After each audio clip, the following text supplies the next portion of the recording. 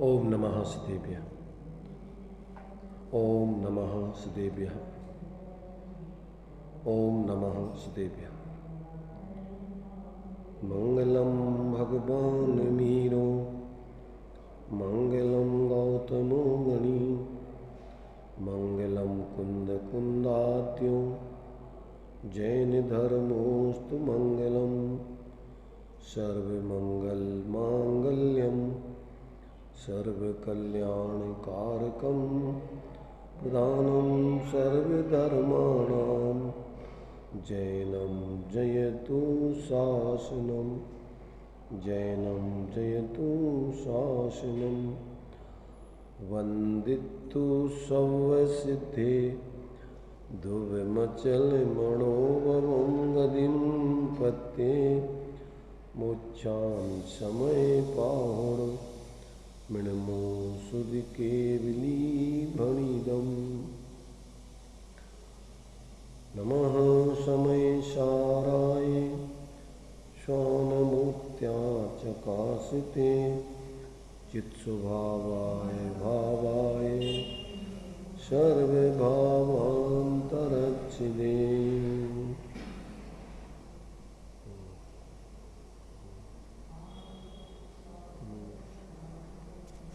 समय सारथी निर्जराधिकार,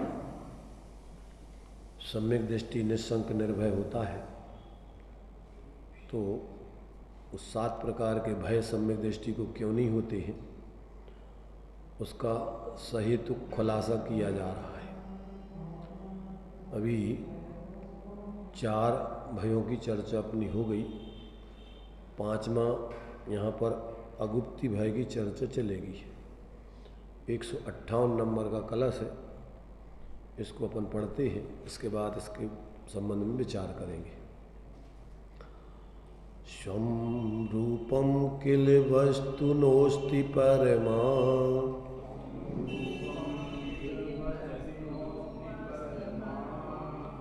गुप्ति स्वरूपेण यत् सक्तः कोऽपि परा प्रवेष्टुमकृतं,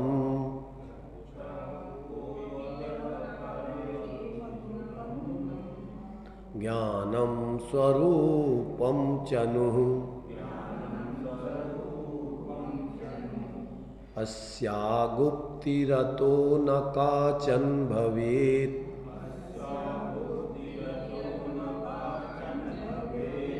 तद्भि कुतो ज्ञानिनो,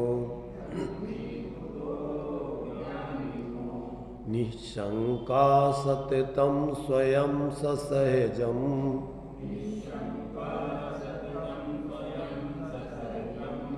ज्ञानं सदा विन्दति।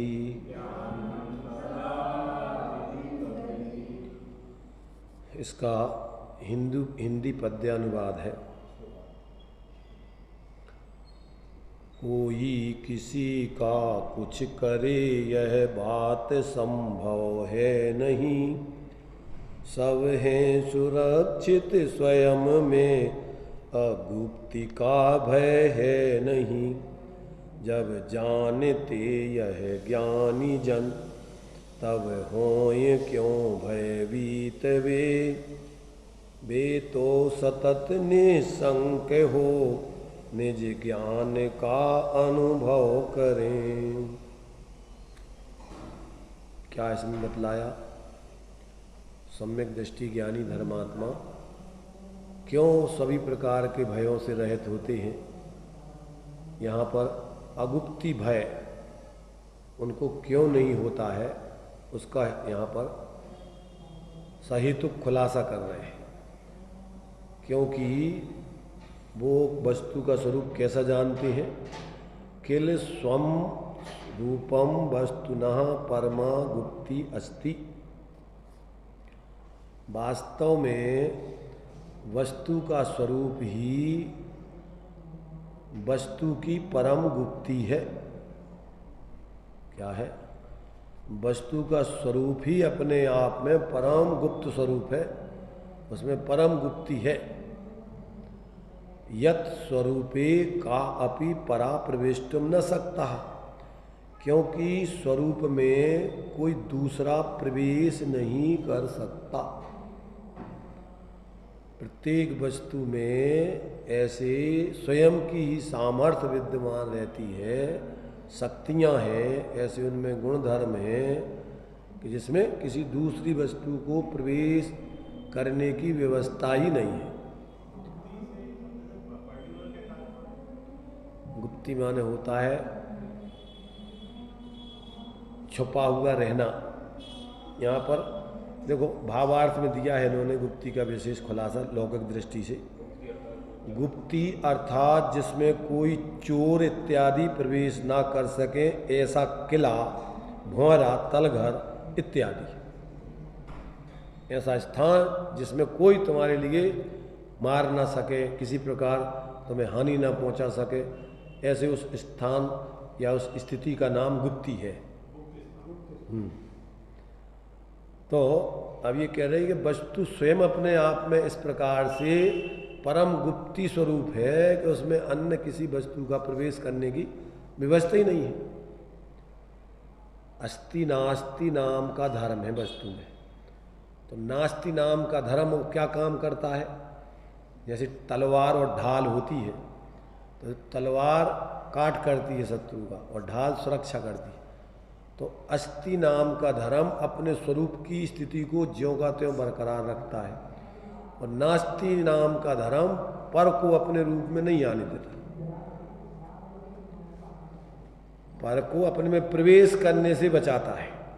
और अस्ति नाम का धर्म अपनी स्वरूप की सत्ता को ज्यों का त्यों बनाए रखने का काम करता है। अब ये तो अनादि अनंत धर्म है, तो अब उसमें कौन किसका क्या करे। अब ये तो मोह से जीव को भ्रम से ऐसा लगता है कि मैं असुरक्षित हूँ, अब मेरी सुरक्षा हो गए। अब वे सुरक्षा वाले जब व्यवहार में जिसको तुम अपना जीवन मानते हो, इस वर्तमान पर्याय रूपी अपना जीवन मानते हो, तो वे तो सुरक्षा वाले ही मार देते। जब आयु पाप को उदय आ जाए और आयु कर्म तुम्हारा अभाव होने को जिस निमित्त से स्थिति बन जाए, तब उसके लिए तो कौन तुम्हें कौन रोके। इसलिए भाई जिसको वस्तु स्वरूप का निर्णय है, अनुभव है, उसको इस प्रकार का भय ही पैदा नहीं होता कि मैं असुरक्षित हूँ। स्वरूप से वो अपने को गुप्त अनुभव करता है कि हमारी स्वयं की परम गुप्ती है, हम अपने आप में परम सुरक्षित हैं, हमारे लिए कोई बाहर से असुरक्षा है ही नहीं। जब ऐसा जिसको कहते हैं ज्ञान होता है कि वास्तव में वस्तु का स्वरूप ही वस्तु की परम गुप्ती है। क्यों? क्योंकि क्योंकि स्वरूप में कोई दूसरे का प्रवेश नहीं हो सकता है। एक वस्तु में दूसरी वस्तु प्रवेश नहीं कर सकती है। और अकृतम ज्ञानम नु स्वरूपम, अकृत ज्ञान यानी जो जिसको किसी ने किया नहीं, बनाया नहीं, उत्पन्न नहीं किया है, जो किसी के द्वारा नहीं किया गया है, ऐसा जो स्वाभाविक ज्ञान है आत्मा का, पुरुष माने आत्मा का जो स्वरूप है वो ज्ञान स्वरूप है, सहज ज्ञान स्वरूप। इसलिए ज्ञान आत्मा की परम गुप्ती है। ज्ञान सो ही आत्मा। आत्मा का असाधारण लक्षण है ज्ञान, तो वो तो त्रैकालिक रहता है। तो ऐसे उस ज्ञान स्वरूप आत्मा सदा अपने ज्ञान स्वरूप ही बनी रहती है, तो वो तो उसकी परम गुप्ती अपने आप में। अतः अस्य न काचन अगुप्ति भवेत, इसलिए आत्मा की किंचित मात्र भी अगुप्तता न होने से ज्ञानी न तद भी कुतः, ज्ञानियों को अगुप्ति का भय कहाँ से हो सकता है? कि हम अगुप्त हैं, असुरक्षित हैं, ऐसा उनको डर लगे। जैसे लोक में व्यवहारिक दृष्टि से बुलेट प्रूफ कोई जैकेट पहने हो तो उसको कहता क्या गोली है हमारे लिए, गोली हमें क्या करेगी। तो जिसका वज्र का अभेद किला बना हुआ हो स्वयं का, प्रत्येक द्रव्य का, और अपन को तो यहाँ आत्मा में लेना है, तो जो स्वयं के क्या है वज्र के किले स्वरूप है, तो अब उसके लिए कौन भेद है, कौन क्या सुरक्षा है उसके लिए। इस प्रकार से ज्ञानियों को इसलिए कहते कहाँ से भय हो सकता है, क्यों, और आगे क्या है, वो क्या करते हैं। सा स्वयं सततम निशंका सहजम ज्ञानम सदा बिंदती, वह तो स्वयं निरंतर निशंक बरतता हुआ सहज ज्ञान का सदा अनुभव करता रहता है। ऐसे अपने ज्ञान का उस सदा अनुभव करता रहता है। प्रत्येक आत्मा अनुभूति स्वरूप है। कैसा है प्रत्येक आत्मा? अनुभूति स्वरूप है। इस अनुभूति स्वरूप आत्मा की जब तक व्यक्ति को अनुभूति पूर्वक प्रतीति नहीं आती, तब तक ऐसा होने पर भी निरंतर भयभीत होता रहता है, घबराता रहता है, धूझता रहता है, कांपता रहता है। ऐसा नहीं हो जाए, मन नहीं जाऊँ, कोई मुझे ऐसा नहीं कर दे, कोई ऐसा नहीं कर दे। क्या है? अनुभूति स्वरूप है, ज्ञान स्वरूप है। कभी उस ज्ञान स्वरूपता से कभी च्युत नहीं हो सकता है, ये वस्तु व्यवस्था है। परंतु अनादिकाल से उसको ऐसे अपने स्वरूप की अनुभूति प्रतीति नहीं होने से निरंतर परिणति में भयभीत बना रहता है, अज्ञान से परेशान, हैरान, आकुलित, संकल्प विकल्प, रात दिन चैन से नहीं बैठता है। धंधा करेगा, नौकरी करेगा, व्यापार करेगा, कुछ ना कुछ करेगा, खेती करेगा, भीख मांगेगा। काहे के लिए? कि भैया सुरक्षा हमें अपने जीवन जीना है, भोजन से जीवन चलता है, क्योंकि अपन शरीर आदि रूप ही है और इसको भोजन दे दिए बगैर ये रहेगा नहीं, मर जाएंगे। इसलिए इसकी व्यवस्था तो बनाना पड़ेगी। जबकि अरे भाई ये शरीर तो अलग है, संयोग है, तू तो अलग है इससे। चैतन्य प्राण है तेरे, तो चैतन्य प्राण से जीवित ने, इसको पता ही नहीं है कि नहीं, बाही के प्राणों को अपना प्राण मान करके रात दिन दुखी बना रहता है, आकुलित बना रहता है, संकल्प विकल्प करता रहता है। यही संसार है, भाव मरण और भाव जन्म। विकारी भावों की उत्पत्ति, नए पुराने विकारी भाव नाश होते, नए विकारी भाव उत्पन्न होते रहते हैं। निरंतर विकारी भावों से अपना स्वभाव का घात कर करके मरता रहता है। अगर ये विकारी भाव उत्पन्न नहीं करे तो ये तो स्वाभाविक इसका शांत निराकुल जीवन है। कौन इसको आकुलता पैदा कराए? खुद अपनी मूढ़ता से आकुलता पैदा करता है। न कर्म कराते हैं, न कोई अन्य संयोग कराते हैं, ये स्वयं ही अपनी मूर्खता से परेशान है, हैरान है। कौन है इसको परेशान करने वाला, बताओ? दुख का कारण तुझे तेरा अज्ञान है और सुख का कारण तुझे तेरा ही ज्ञान है। ज्ञान समान न आन जगत में सुख को कारण, और अज्ञान समान न आन जगत में भेद विज्ञान का अभाव दुख का कारण है और भेद विज्ञान सुख का कारण है। जितने भी सिद्ध हुए, सुखी हुए, सब भेद विज्ञान के बल से। और जितने भी आज तक संसार में दुखी हैं, परेशान हैं, विकाय से, वेद विज्ञान के अभाव से। स्वपर का अंदर में निर्णय अनुभव नहीं है। रात दिन धर्म के नाम पे भी कुछ ना कुछ करते रहो, उठा पटक। कुछ नहीं तो अपने स्वरूप के बारे में विचार करते रहो। अरे स्वरूप जब तेरा है तो विचार करने से उसमें क्या अंतर पड़ेगा, ये तो बता। कुछ गड़बड़ जाएगा क्या विचार करने से? ये विचार ही तेरे स्वरूप के अनुभव में बाधक है तुझे। जब तक स्वरूप का भी विचार करता रहता है तब तक स्वरूप से। भोजन के बारे में विचार करते रहो, सामने भोजन रखा है तो भोजन का आनंद मिल जाएगा कि नहीं? ऐसे तुम स्वयं चेतन ज्ञान स्वरूप हो और तुम उसका विचार करते रहो तो अनुभव नहीं कर पाओगे, उसका सेवन नहीं कर पाओगे उन विचारों के कारण से। तो लोगों को क्या है, कुछ ना कुछ मूढ़ता चाहिए धर्म के नाम पर। और फिर अपने अपने खाके हैं सबके धर्म की। तुम ऐसे ऐसो कर लो तो तुम्हारा धर्म हो जाए, तुम ऐसे ऐसो कर लो तो तुम्हारा धर्म हो जाए, तुम ऐसे ऐसो कर लो तो तुम्हारा धर्म हो जाए। और तुम्हारे संप्रदाय वाले जब ऐसो करोगे, जब मानेंगे कि हाँ तुम धर्मात्मा हो हमारे संप्रदाय के, और अगर उसके संप्रदाय के हिसाब से नहीं करोगे, यार ये कैसा आदमी है? अरे भाई अनंत काल हो गया इस मूर्खता को करते करते। आचार्य कह रहे आप तो जागो। अरे स्वरूप के भी विकल्प करते रहो तो भोजन के विचार करते रहने से सामने रसगुल्ला रखा हो वो विचार करते रहो, आह क्या रसगुल्ला है, आह क्या काय काय का बना है, कितना आनंद आ जाएगा उसका। ऐसे स्वरूप के बारे में सोचते रहो, मैं शुद्ध हूँ, बुद्ध हूँ, ज्ञाता हूँ, आनंद स्वरूप हूँ, कितना आनंद मिलेगा। थोड़ा है क्या आनंद, गजब हो गया।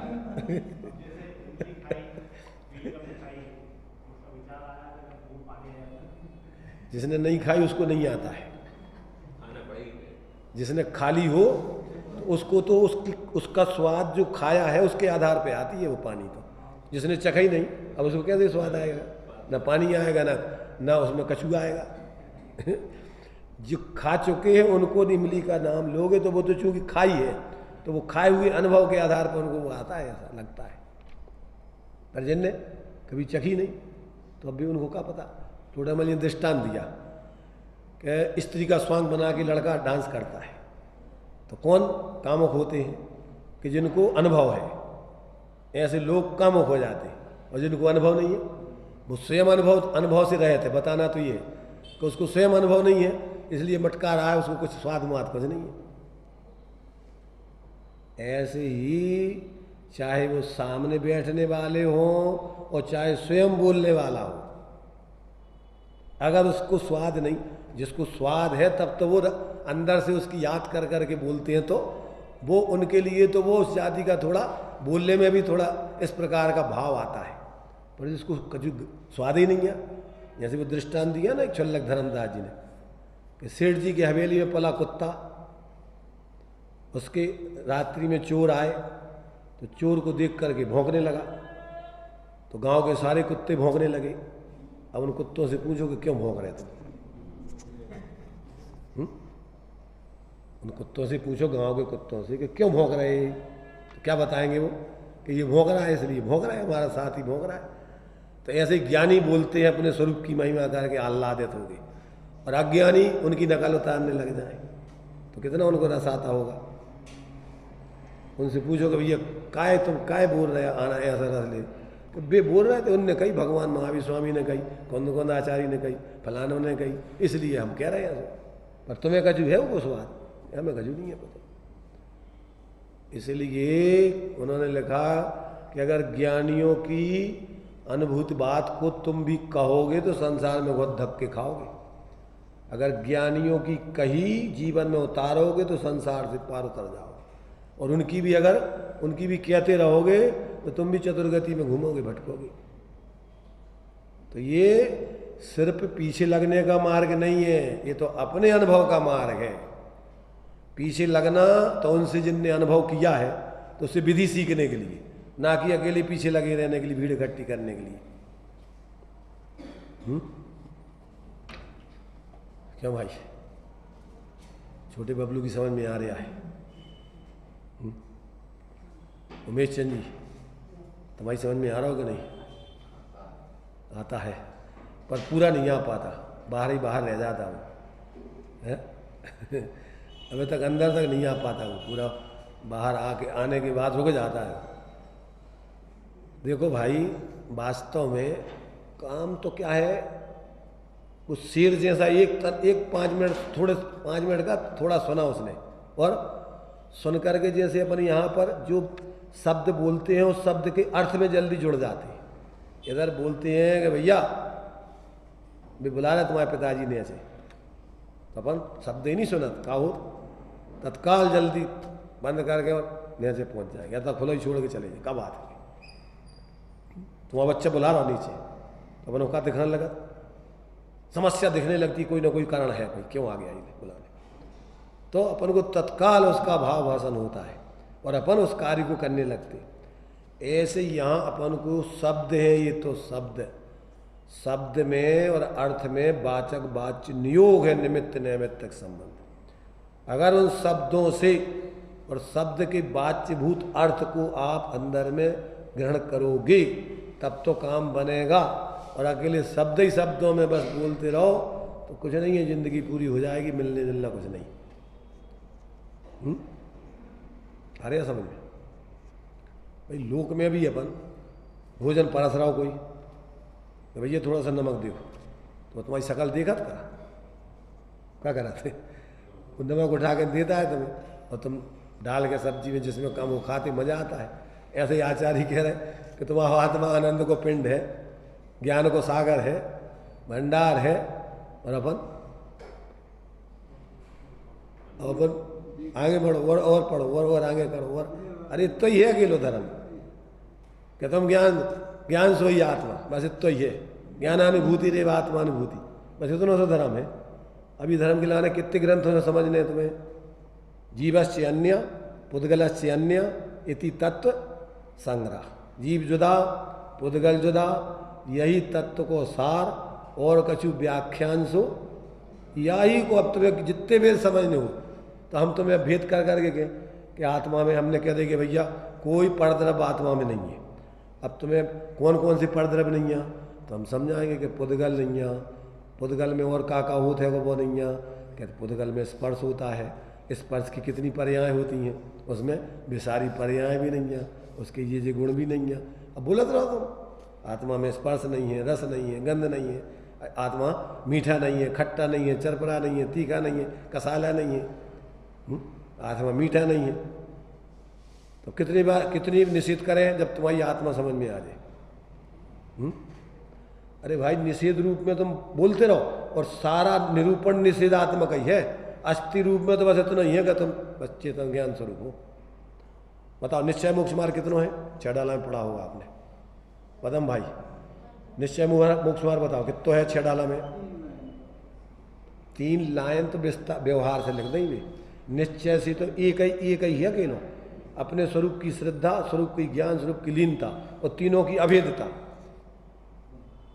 तो ये तो अपन को कहवे में 3 लाइनें हो गई भी। अनुभव के लाने कितनी लाइनें हैं? अनुभव के लाने तो कोई एक ही है। एक देखिए जानिए रम रही, एक ठोर समल अमल न बेचारी, यही सिद्धि नहीं हुआ। तो काम इतना है, जिसकी समझ में आ जाता है इतना सुन के ही समझ आता है और वो आनंद में जीने लगता है। और जिनकी समझ में नहीं आता या जिनको अभी समझना नहीं या होनहार ठीक नहीं, तो क्या है, डाल डाल पात पात घूमते रहो। चलो अब शिखर जी चलें, चलो अब गिरनार जी चलें, चलो अब चंपापुर। कहाँ से भगवान मोक्ष भाई गए इस काल में? सभी सिद्ध क्षेत्रों पे चलना पड़ो। काय के लाने हैं? वंदना करने के लिए। सिद्ध क्षेत्रों की वंदना करने से क्या होगा? अरे भगवान मोक्ष गए जहां से अपन उतने की वंदना नहीं करेंगे? अरे भाई भगवान मोक्ष गए तो वो कैसे गए जो सीखने हैं तुम्हें? कि अकेली सिर्फ उनकी वंदना करके कृतकृत मान लोगे कि होगा हमारा धर्म? अभी तक अपन ने देखो एक बार बंदे जो कोई एक ही बार अगर तुमने वंदना कर ली ना शेखर जी की, तो समझ लो तुम स्वयं वंदित हो जाओगे, पूज्य बन जाओगे। और अगर तुमने वंदना तो नहीं करी और जो कछु तुम्हें लगा थे कर्मों से वो करे आए, तो तुम्हारी वंदना कितना करत रहो, फिर तुम 100 हो गई हमारी वंदना है। अब हमारा ने जीवन में कितनी करना है? 1008 करना है। तो भैया देखो, एक कल्लू अगर सही तरीके से भावपूर्वक, तो तुम्हारी हो गई सबरी वंदना है जितनी होना चाहिए थी। और अगर तुमने एक भी भावपूर्वक नहीं करी, तो फिर जितनी चाहे करत रहो, उससे कोई तुम्हारे जीवन में प्रयोजन सिद्ध होने वाला नहीं है। गिनती है व्यवहारिक लोगों को, मूढ़ लोगों को तो बहुमान आएगा उसका, परंतु ज्ञानियों को इसमें कोई बहुमान नहीं है। अज्ञानी तुम्हारी महिमा करेंगे, अरे भैया 108 1008 वंदना, अरे इनको भैया मान सम्मान करो, और तुम आओ तुम्हें और दूर कर देंगे शिखर जी से, सम्मेद शिखर से तुम्हें और दूर कर देंगे, मान पे चढ़ा के, दंभ करा के। भाई संवेद शिखर, समता के वेदन का शिखर जहाँ पर प्राप्त किया महापुरुषों ने, तीर्थंकरों ने, भगवान ने, उस समता के वेदन का शिखर ऊंचाई इससे ऊंचाई फिर साम्य भाव की होती नहीं है, जिसके पा लेने से मोक्ष हो जाता है। तो वो दशापन को अंदर में प्रकट करी उन्होंने। संवेद शिखर नाम है उसका। क्या नाम है? समता के वेदन का शिखर, जिस स्थान पर तीर्थंकरों ने, अनंत जीवों ने प्राप्त किया था, वो स्थान बाहर में, वैसे तो वो स्थान मूल में तो अपने अंदर ही है, निमित्त रूप में जिस क्षेत्र से उन्होंने उस स्वरूप की आराधना की, व्यवहार में कौन उसको क्या बोलते हैं? संवेद शिखर। वैसे तो पूरा 2.5 द्वीप संवेद शिखर है। यहाँ का एक एक चप्पा चप्पा 2.5 द्वीप का कोई स्थान ऐसा नहीं जहाँ से अनंत जीव मोक्ष नहीं गए। क्यों? कि पूरी 45 लाख योजन ऊपर जो सिद्धशला का क्षेत्र है, वो सब अनंत सिद्ध जीवों से भरा हुआ है, आप्लावित है। एक और उसमें भी सुनो, एक एक जगह पे एक एक सिद्ध नहीं, कितने एक एक सिद्ध जहाँ है होते हैं, उनमें एक एक सिद्ध में अनंत अनंत सिद्ध है। विचार करो कि कौन सा स्थान नहीं है जहाँ से जीव अनंत जीव मोक्ष नहीं गए। जिसको करना है, जैसे वो कबीरदास कहता कि मन चंगा तो कठौती में गंगा। अगर तुम्हारा मन पवित्र हो गया, कबीरा मन निर्मल भयो ज्यों गंगा को नीर, और पाछे पाछे हरी फिरत कहत कबीर कबीर। अब उसको नहीं जाना भगवान के पास। अब तो भगवान कहते भैया सुनो, अब हम तुम्हारे दर्शन, अब हम तुम्हारे पास आ रहे हैं। तो ऐसे ही जिसने अंदर में अपने उस स्वरूप को ग्रहण कर लिया, अब तो वो स्वरूप उसकी परिणति में निरंतर दर्शन देता रहता है, उसको कहीं नहीं जाना है। बताओ, सम्यक दृष्टि की परिणति में स्वरूप का दर्शन कब नहीं होता है? इसलिए सदा दिवारी संत के 12, सदा उसके तो दिवारी दीपावली और दशहरा है, हमेशा उसके तो हमेशा निर्वाण दिवस चल रहा है। इसलिए जब तक मूल तत्व को अपन इसको नहीं समझेंगे, तब तक अपन अनादिकाल से अपने अज्ञान से भटक रहे हैं, और जिस संप्रदाय में पैदा हो गए उस संप्रदाय से नए नए प्रकार की मिथ्या कल्पना, गृहित मिथ्या ग्रहण करके जीते रहे और मानते रहे अपने को कि हम तो बहुत बड़े धर्मात्मा हैं, इतने लोग हमारे संगे हैं। अरे भाई, बे संग से तुम्हारा धर्म नहीं होने, भले ही साक्षात तुम्हारे साथ में तीर्थंकर बने रहे, परंतु तुम्हारा धर्म उनके धर्म से नहीं होना है। तुम्हारा धर्म तो तुम्हारे अपने धर्मी आत्मा के अवलंबन से परिणति प्रकट होगा। जितना कर लोगे वो तुम्हारा, और बाकी तुम्हारा कुछ नहीं। इसलिए बहुत आदमी भ्रम में रहते, संतुष्ट बने रहते हैं कि चलो कर लो, हमने तो कुछ का कर लो। आत्मार्थी धर्मात्मा व्यक्ति जब तक पूर्ण मोक्ष का पूर्ण मोह रहित दशा नहीं हो जाती, कहीं संतुष्ट नहीं होता और किसी का उसका दम्भ नहीं करता। क्या अगर उसको सम्यक दर्शन का भी अहंकार आ जाए तो सम्यक दर्शन नहीं रहता। सम्यक दर्शन तो कहता है कि तुम आत्मा का अहंकार, आत्मा की महिमा कर रहे इसलिए हम तुम्हारे पास हैं, और अगर हमारी महिमा करने लग जाओगे तो हम उस दिन तुम्हारे यहाँ से चले जाएंगे।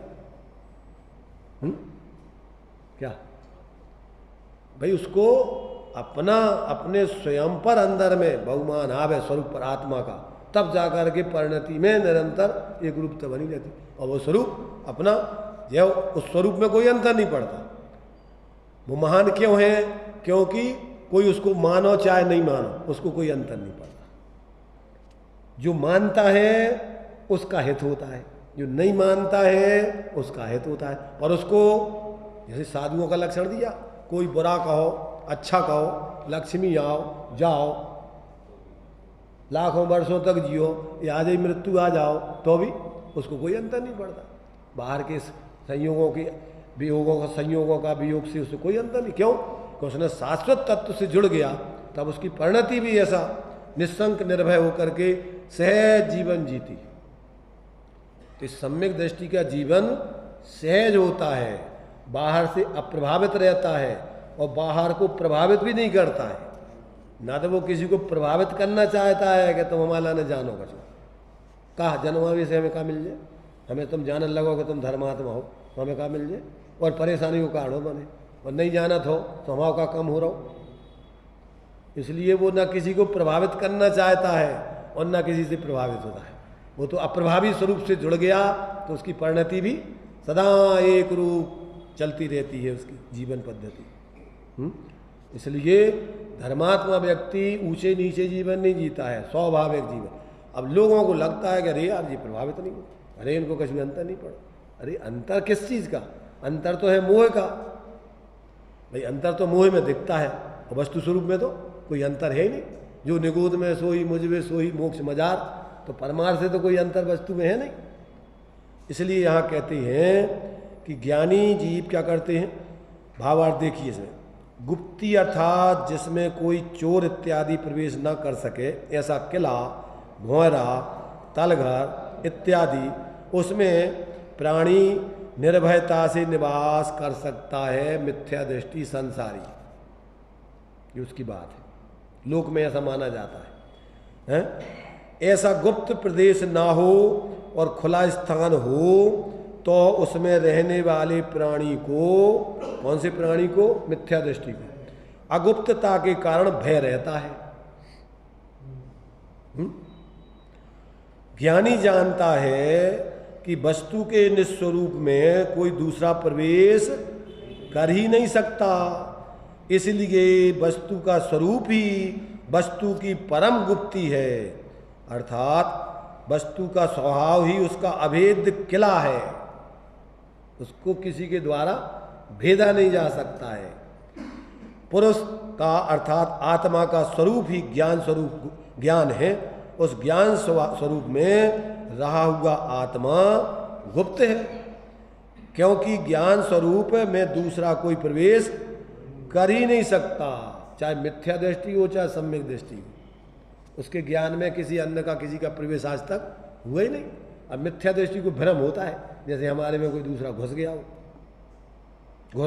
या हम दूसरे में घुस गए हो, उसी से दम आता है। जैसे मान लीजिए मद बतलाए, तो मद किसको होता है? और मद है क्या? बताओ, ये मद है, वो है क्या और किसको होता है मद? जब वो अपने को ज्ञान स्वरूप नहीं मानता है और बाहर के संयोग आदि से ही अपना बड़प्पन हीनता मानता है, तो बाहर के संयोग ज़्यादा हो जाएं तो सोचता कि मैं कुछ विशेष हो गया, बाहर के संयोग दूर हो जाएं तो सोचता भैया मैं तो गरीब हो गया। और ज्ञानी सोचता कि मेरे ज्ञान में कोई ना आता है ना जाता है, ना हम बड़े होते हैं ना छोटे होते, हम तो ज्यों के त्यों अनादि अनंत है। क्या है? अरे भाई प्रत्येक जीव ज्यों का त्यों है, भ्रम है उसको सिर्फ कि कुछ घटता बढ़ता है, कुछ उसमें आता जाता है, यही तो मिथ्यात है। मिथ्यात क्या है? आत्मा ज्ञानम स्वयं ज्ञानम ज्ञानात अन्य, वो कुछ करता ही धरता नहीं, लेता ही देता नहीं। अब उसमें भ्रांति है मिथ्यात के कारण से, अज्ञान के कारण। अब इतना से टूट जाए तो अब क्या समस्या है उसको बताओ, जहां भी रहे, जिस परिस्थिति में रहे। एक हमारे संजय भाई जो है पूजन के बाद में एक आध दो लाइनें बोलते हैं, बहुत अच्छी लाइन है। जिस देश में, क्या बोलते भाई, बोलना थोड़ा हमारे लिए, सुनते रहते कभी तो मत बोला यार, तुम जिससे बोल रहे हो उसको बोलने जी। अपनी लाइन में जब बोलते हैं तो हम बहुत आनंद आता सुन करके। बोलो भाई, सुन, सब लोग सुनेंगे, बोलो बोलो, अच्छा है। पूजा के बाद में एक भावना भाती है, बहुत अच्छी भावना, बोलो। अरे नहीं बोलो, अरे घबरा, अच्छी बात है वो, खराब थोड़ी है, उसमें संकोच क्या? बताओ, अच्छी बात है, भावना अपनी होनी चाहिए ऐसी। बोलो, नहीं बिना माइक के बोले तो माइक पकड़ रहा है। इस सुनो, इस माइक में जो है पूरी की पूरी आवाज आती है। चलो,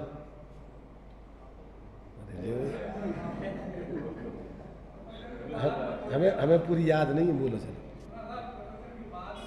अरे नहीं भाई, चलो बोलो बोलो, कभी घबराने क्या करो।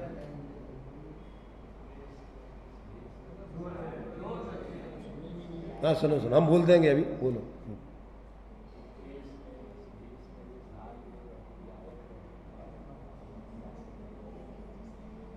जिस बेस में, जिस देश में, जिस हाल में रहूं, बस गायक गायक रहूं, गायक रहूं, बस गायक ही रहूं। रहूं माने रहूं हो तो, पर ऐसा अनुभव करूं। गायक रहूं नहीं, गायक हूं ऐसा अनुभव रहे अपन को। तो अंदर में अपन को अपने को ज्ञायक स्वरूप ही अनुभव करना, और कुछ नहीं हूं मैं, कुछ नहीं था मैं, कुछ नहीं हो सकता मैं, ऐसा अपन को अनुभव करना है। अपन को ऐसा नहीं करना कि मैं ज्ञायक ही रहूं, ज्ञायक तो हूं, परंतु ऐसा अपन को स्वीकारोक्ति होवे निरंतर। काहे की छठवीं गाथा है ना, जो न होदि अपमत्तो न अपमत्तो जान गुजुदो भावो एवं भणंति शुद्धम नादाजो सुदोषो ज्ञाता तो ज्ञाता ही है। अब स्वीकार करो, परिणति करे तो शाबाश, और नहीं करो तो होगो फिर। जो मोह करोगे, कसाय करोगे, मिथ्यात्व के भाव करोगे, भोगते रहो फिर। तो काम तो स्वीकारोक्ति का है, वस्तु स्वरूप को नहीं बदलना है, कुछ लाना जाना है। परिणति में, ज्ञान में, श्रद्धान में, आचरण में उसको स्वीकार करके उसका आश्रय करना है। जो दृष्टांत दिया इसी समय सार में, यदि मोक्ष की है कामना तो जीवन को जानिए, मानिए, उसका अनुचरण कीजिए। जैसे अगर तुम्हें धन संपत्ति चाहिए तो राजा को पहचानिए, मानिए, उसके आधार पर उसकी सेवा कीजिए, तो राजा क्या करेगा कि तुम्हें जो उसके पास है वो तुम्हें दे देगा। ऐसे तुम आत्मा का स्वरूप जानो, मानो, उसकी सेवा करो, अनुचरण करो, तो आत्मा उसके पास जो है अनंत सुख संपत्ति जो कुछ है सब दे देगा तुम्हें। कि लो भोगो अनंत काल तक, प्रसन्न रहो। प्रसिद्धतु, अब रोने धोने का कोई काम नहीं है, प्रसन्न हो, प्रसन्न हो।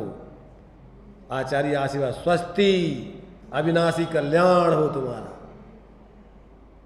तो वो तो अपनी तरफ से तुम्हें पूरे कल्याण का आशीर्वाद दे रहे, पर तुम कल्याण का आशीर्वाद से कल्याण नहीं हो जाएगा अकेला। तुम्हारा कल्याण कब होगा कि जब तुम अपने उस कल्याण मूर्ति आत्मा का स्वीकार अनुभव करके उसका अवलंबन करोगे, तो तुम्हारी परिणति में कल्याण हो जाएगा। और वो नहीं है तो अब घूमते रहो, भटकते रहो, कोनों के पीछे लगे रहो, गीत गाते रहो, उससे क्या होगा? समझो भाई, बहुत अच्छी बात है।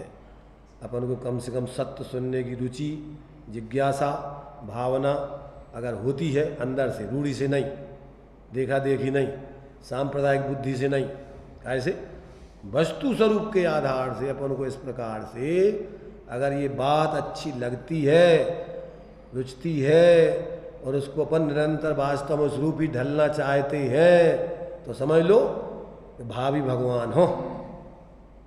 आचार्य कह रहे, हम नहीं कह रहे। क्या अगर तुम्हें ये बात रुच रही है तो नियम से तुम भावी भगवान हो। ज़्यादा समय संसार में रहने वाले नहीं हो, पर होना चाहिए समझ से, अंदर से आना चाहिए।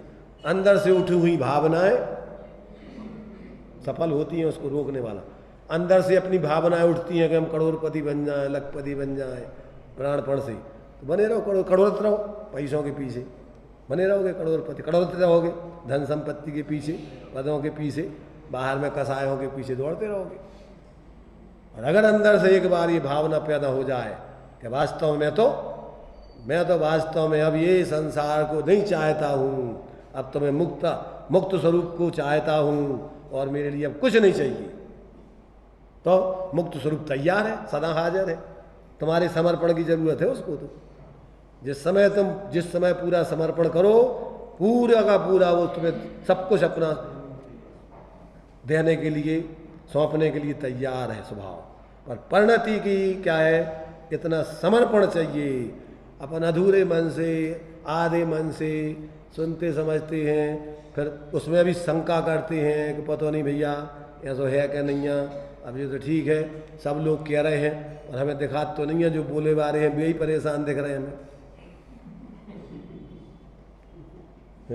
तभी पता है, अरे जो कुंदाचारी बिल्कुल खड़े हुए हैं, मैं खड़ा हूँ, क्या आदर्श के रूप में आ जाओ इस मार्ग पर, दिगंबरत्व को धारण करो, साधुता अंगीकार करो, हम खड़े हुए हैं आदर्श के रूप में, तो विश्वास होता है कि नहीं ये आदमी भगवान कहते क्या, जिनने मोक्ष मार्ग को प्राप्त करके अनंत चतुष्टय को प्राप्त कर लिया, मोक्ष मार्ग से नियतारम भेदतारम कर्म भूविरताम ज्ञातारम विस्तत्वानाम, वे उपदेश देते हैं तो लगता है कि हाँ यार ये आनंद का मार्ग, क्यों इनने पा लिया है और भोग रहे हैं, और तब बोल रहे हैं तब तो वो बात विश्वास। अर्जुन को अपन देखते हैं कि वे खुद ही परेशान होते हुए देखें और वे कहेगा अरे तुम भगवान आत्मा हो, अरे तुम देखो आ जाओ, और फिर क्या भैया कुछ व्यवस्था दो, कुछ व्यवस्था है हमारी कि नहीं है। मतलब ये है कि अंदर से जिसको स्वरूप का देखो अभी अनुभव ही नहीं हुआ हो, आगम युक्ति तर्क और ज्ञानियों को उपदेश आदि से विश्वास भी आ गया हो, वो व्यक्ति सिंह वृत्ति से जीता है, दीनता हीनता वाला जीवन नहीं जीता वो। और विश्वास उसको रहता है कि उदय प्रमाण व्यवस्था बनेगी, हम क्यों दीनहीन होकर के अपने परिणाम बिगाड़ के पाप कमाएं। मिलना है तो हम अपनी धर्म आराधना कर रहे हैं, हमारी विधि से मिलेगी, और नहीं मिलना है तो हम दीनहीन हो जाएंगे तो कहाँ से मिल जाएगा। भिखारियों को तो भीख नहीं मिलती है, अगर मिलता भी है तो झूठा मूठा फटे पुराने कपड़े देता है कोई है। और उनकी भी वृत्ति ऐसे ही होती है, भिखारी मांगेगा तो उससे कहेगा मांग ले, क्या मांगना कि भैया हमें एक आध फटो पुराना कपड़ा हो तो दे दो। क्या मांगेगा वो भिखारी तो। इसलिए भाई ये भिखारी पने का मार्ग नहीं है, ये तो सिंह वृत्ति का स्वाभिमान पूर्वक स्वरूप का बहुमान पूर्वक जीने का मार्ग है। और उदय की व्यवस्थाएं जो ऐसा स्वाभिमान पूर्वक जीता है, उदय तो उसके आगे पीछे लौटता है, चरणों में आता है। एक दृष्टांत आता ना, सुना होगा आप लोगों ने, एक सेठ के यहाँ सोने का पीकदान था। क्या था उसके यहाँ, जानते हो? सोने का पीकदान, जिसमें वो थूकता था, वो सोने का बना हुआ डिब्बा था। तो उसके यहाँ जो नौकरी करता था तो उससे कहने लगा तुझे थुकवाने में मजा आ रहा है, मैं तो तेरी पूजा करता हूँ, अगरबत्ती लगाता हूँ, और तू यहाँ थुकवाने में मजा कर रहा है, तेरी क्या हालत है। उसने कहा हम पूजा लायक नहीं है, हम इसी लायक हैं जो भगवान अपने आत्मा की पूजा करता है, आराधना करता है, जो भगवान की पूजा करता है, उसके चरणों में आकर के हम इसी लायक हैं, उनके बहुमान के लिए हैं। हम भिखारियों के बहुमान के लिए नहीं है, वो तो दीनहीन के हमारी तिजोरी में रख करके हमारी पूजा करें वो। इसलिए तू मेरे स्वरूप को समझता नहीं है। तो मतलब ये है कि जब अपन बाहर के भोग संयोग चाहते हैं, उसके पीछे लगते हैं, तो छाया और माया की गति एक जैसी है। भागती फिरती थी दौलत जब तलब करते थे हम, अब मुझे इच्छा नहीं है और वो आने को बेकरार है। जब ज्ञानियों कहते हमको कुछ नहीं चाहिए, तो कहते हम सब कुछ तुम्हारे लिए जब तक रहोगे, जब हम तुम्हारे लिए सब कुछ देंगे।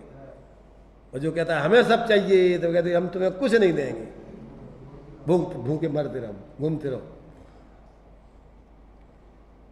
इसलिए समझो इस बात को, जो बेचारे समझते नहीं हैं वे संयोगों के भोगों के दास गुलाम बन करके जिंदगी बर्बाद कर देते हैं, और आखिरी में मिलता कुछ नहीं है, सब यहीं के छूट जाता है।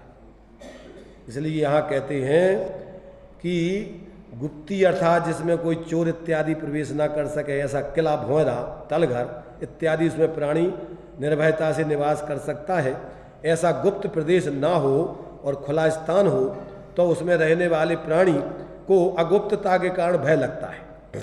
कौन को? अज्ञानी, अविवेकी, मिथ्या दृष्टियों को। और ज्ञानी तो जानता है कि वस्तु के निस्वरूप में कोई दूसरा प्रवेश ही नहीं कर सकता, इसलिए वस्तु का स्वरूप ही वस्तु की परम गुप्ती अर्थात अभेद्य किला है। पुरुष का अर्थात आत्मा का स्वरूप ज्ञान है, और उस ज्ञान स्वरूप में रहा हुआ आत्मा गुप्त है, क्योंकि ज्ञान स्वरूप में दूसरा कोई प्रवेश नहीं कर सकता है। ऐसा जानने वाले ज्ञानी को अगुप्तता का भय कहाँ से हो सकता है?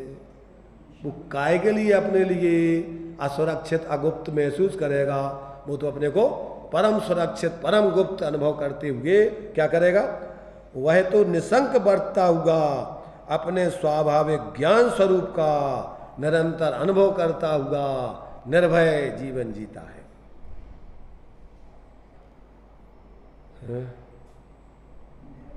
बहुत मुश्किल है, समझ में आना बहुत कठिन है। जिनकी मुंह में पहले से दूसरी डिगलियां दबी हो,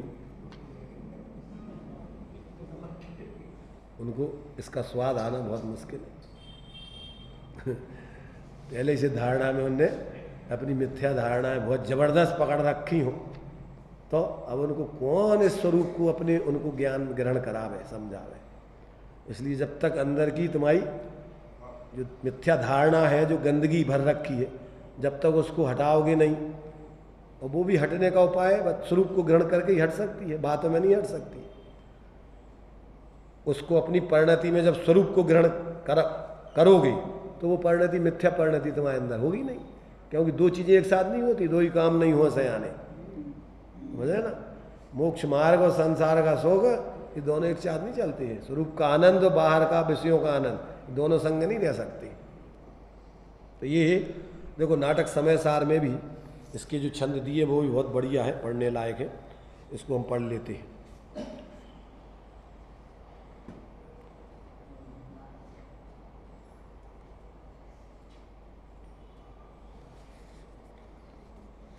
परम स्वरूप पर तच्छ जासु लक्षण चिन्ह मंडित, पर प्रवेश तहाँ नाही माही मही अगम अखंडित। सो मम रूप अनूप अकृत अनमित अटूट धन, ताहि चोर किम गहे ठौर नहीं लहे और जन। चितवत एम धर ध्यान जब तब अगुप्त भय उपसमित, ज्ञानी निसंक निकलंक निज ज्ञान रूप निरखंत नित। देखो ये भाषा थोड़ी छंदात्मक है, इसलिए थोड़ा भाव अपन को समझना पड़ेगा। देखो इसमें पढ़ते फिरते हम। परम रूप प्रत्यक्ष, आत्मा का जो परम स्वभाव है वो प्रत्यक्ष है, निरंतर है, प्रकट है। जासु लक्षण, अब तुम उसके लक्षण से पहचानो, उसका लक्षण क्या है। जासु लक्षण चिन्ह मंडित, कैसे मंडित है वो स्वरूप, चैतन्य लक्षण से मंडित वो अपना परम स्वभाव आत्मा का स्वरूप प्रत्यक्ष प्रकट है, सबके ज्ञान में बरत रहा है। आबाल गोपाल सबको वो स्वरूप अपने ज्ञान में प्रकट है। ज्ञान की प्रतिपल उठे तरंग, झांकता उसमें आत्म राम निरंतर। अरे आवाल गोपाल सुलभ सबको चिन्मय अभिराम। परंतु क्या हो रहा, कीर मरकट सी गहल पर सत्ता में प्रतिबद्ध, कीर मरकट सी गहल अनंत। अरे पाकर खोया भगवान। तो क्या कर रहा है ये, कि जैसे वो बंदर उस घड़े में, छोटे मोटे घड़े में हाथ डाल के और भर लेता है मुठा, और फिर वो छोटे घड़े के मुंह में से निकलता नहीं है। तो अब क्या मानता है वो, कि मुझे घड़े में पकड़ लिया किसी ने, अब हम क्या करें। अब चीखता चिल्लाता रहता है, और वो क्या करता है, अब वो मूठा नहीं छोड़ता। किसने पकड़ लिया इसको। अरे भाई तूने ही सारी दुनिया में मूर्छा होकर एकत्र मत कर लिया, किसी ने तुझे पकड़ लिया। हम क्या करें भैया, परिवार है, अब ये है, बच्चे हैं, ये है, अब ये हमें छोड़ते नहीं है। कौन नहीं छोड़ता, कौन तेरे लिए जबरदस्ती, कौन क्या करा रहा है। ये जबरदस्ती हमें ऐसा करा दी थी, इनने हमें जबरदस्ती ये करा दिया, इनने हमारी शादी कर दी जबरदस्ती। किसने कर दी। अरे देखो शादी जबरदस्ती कोई कर भी देवे, तो जैसे वो कौन की थी, जम्बू स्वामी की शादी कर दी थी, फिर कितनी देर तक चली वह शादी है, वह सुबह ही नहीं हो पाई। सुबह तक तो वो सब बैराग के मार्ग पर चल गए। अपन कहाँ झूठे उसमें, झूठी उसमें उलझ गए। कहाँ की शादी, कैसी शादी है। शादी में होता क्या है, झूठा पंडित तुम्हें झूठी कल्पना करा देता है, 7 चक्कर लगा करके कहता है कि तुम बंध गए आज से इनकी, और तुम मान लेते हो। किसी ने कहा भैया हम क्या करें, अब शादी में बंध गए, तो उन्होंने कि भैया कैसे बन गए? उनने 7 फेरे लगवा दिए कि तुम उल्टे फेरे लगा दे, पहले उनने ऐसे लगा देते, ऐसे लगा दे, छूट जाएगा। रस्सी जैसे बांध जाती है तो उसको अगर छुड़ाना है तो कैसे छूटेगी बताओ? उसको उल्टा घुमा दे, हो गई तेरी शादी, छुट्टी हो गई। और शादी में तो वैसे प्रतिज्ञा दी जाती है कि हम धर्म के लिए कोई बंधन नहीं है हमारा, ही स्वतंत्र हैं। ये तो लौकिक दृष्टि से अपन परस्पर में एक दूसरे के सहयोगी रहेंगे। शादी में कछु तेरी कुछ उसमें बांध दिया जाता है क्या? अरे वो औपचारिकता रूप में गठजोड़ा जो किया जाता है शादी के समय, वो बना ही रहता है क्या? तो उससे छड्डा बना रहता है क्या उसका हमेशा? दिमाग में घुस गया तेरे, तो अगर दिमाग में नहीं हो तो कुछ नहीं है, निर्बंध है सब, कोई बंधन है नहीं, कल्पनाओं का बंधन है संसार में। तो इसलिए जब तक जीव को ऐसा यथार्थ आत्मबोध नहीं होता तब तक उसके जीवन भ्रांति। तो ये कह रहे परम रूप पर तच्छ जासु लक्षण चिन्ह मंडित पर प्रवेश तह नाही माही मही अगम अखंडित। गजब हो गया। क्या कह रहे कि जो आत्मा परम आत्मा का स्वरूप है, स्वभाव है, वो अपने चैतन्य लक्षण से सबको प्रत्यक्ष, सदा प्रत्यक्ष है, प्रकट है, सबके अनुभव में आ ही रहा है। और वहां पर क्या नहीं हो सकता है?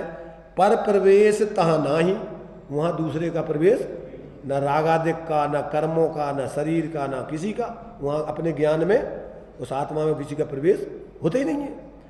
और वहाँ माँ ही माने वहाँ पर मही अगम अखंडित, वहाँ की जो जमीन है अपने चैतन्य आत्मा की, वो जो भूमि है, वो जो स्वरूप है, कहते हैं वो अगम अखंडित, वो अखंडित है, ज्यों का त्यों रहता है। और वो किसी दूसरों के जाने लायक नहीं है, वहाँ पर दूसरा कोई प्रवेश नहीं कर सकता है। सो मम रूप अनूप, ऐसा मेरा स्वरूप कैसा है? वो चिन्मूरत बिनमूरत अनूप, जिसकी कोई लौकिक उपमा नहीं दी जा सकती है। सो मम रूप अनूप अकृत, कैसा है? वो किसी के द्वारा किया हुआ नहीं है। और अनमित, अनमित माने जिसका कोई पार नहीं है, अनादिकाल से अनंत काल तक ज्यों का त्यों रहना है। और अटूट धन, उसमें से कुछ टूट फूट भी नहीं हो सकती है। कैसा धन है वो? अटूट धन। ताही चोर किम गहे, ऐसे हमारे धन को चोर कैसे ले सकते हैं? और ठोर नहीं लहे और जन, उस स्थान पर तो और जन वो प्रवेश ही नहीं है, तो चोर कैसे उठाएंगे हमारे माल को? नहीं आ रहा समझ में अब ये अपन को। अरे वो तो हमारा वो स्थान ऐसा है कि उस स्थान पर दूसरे का प्रवेश ही नहीं है, चोर कैसे उठाएंगे उस धन को हमारी? इसलिए एम चिंतवत एम धर ध्यान, जब ऐसा चिंतन करके, जब वस्तु विचार अध्यावते, जब वस्तु विचार करके अपने स्वरूप का जब ऐसा ध्यान किया जाता है, तब अगुप्त भय उपशमित, उस समय तुम्हारा अगुप्ती का जो भय है वो शांत हो जाता है, खत्म हो जाता है, डर नहीं लगता है।